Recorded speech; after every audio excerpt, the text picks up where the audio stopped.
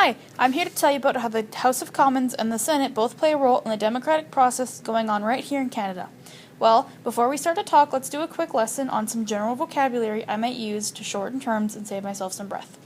If I say the House, I mean the House of Commons. If you hear me say MP, I mean members of Parliament. Members of Parliament are just people who are members of the House. When I say the Crown, I mean Her Majesty the Queen, not just some run-of-the-mill dollar store plastic crown.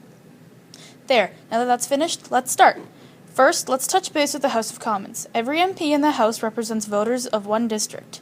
As it is right now, there are 308 members in the House. Members of the House are all MPs, and they are all elected every 4 to 5 years. One of their main roles is debate, study, and vote on laws proposed.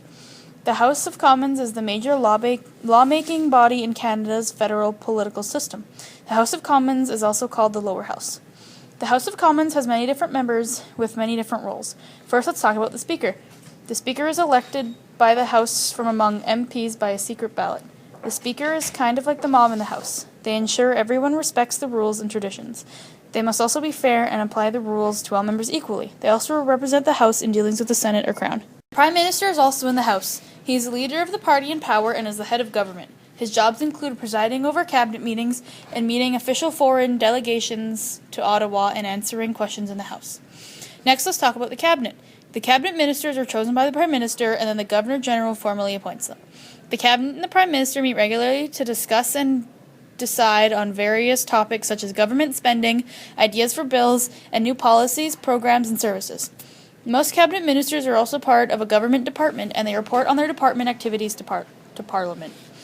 Next is the leader of the opposition and critics. Their role is to challenge government policies, hold the government accountable for its actions, and give voters an alternative in the next election. Usually the leader of the opposition is the leader of the party with the second most seats.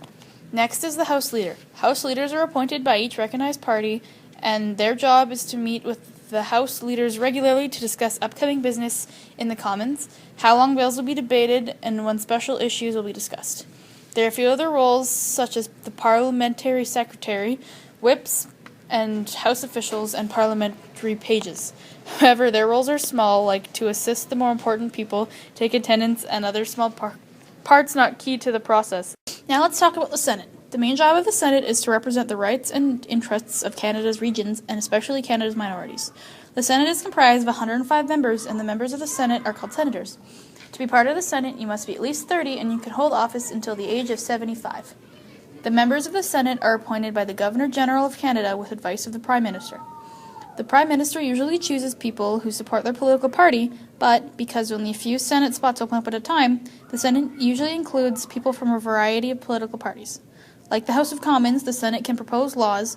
The only catch is they cannot propose ones that involve spending or creating taxes. The Senate is the upper house. The Senate also has many different members with many different roles, although not as many as the House of Commons. First, let's talk about the Speaker. The Speaker is appointed to his or her role by the Governor-General on recommendation of the Prime Minister. Their main duty is to preside over the Senate's proceeding, ensure the orderly flow of debate, and interpret parliamentary rules, helping the Senate move through its daily business. There are several other roles in the Senate, but I do not need to mention them for you to understand the role of the Senate, and they would most likely confuse you. These roles include the Speaker pro tempore, Leader of Government, Leader of the Opposition, Deputy Leaders, and the Party Whips. The Senate and the House of Commons have their differences and similarities, however, they work together in order to assist the democratic process. The main way they assist is during the process in which a bill becomes a law. A bill cannot become a law until the House of Commons passes it on to the Senate and the Senate approves it for royal assent. Royal assent just means the Governor-General signs it off and makes it official.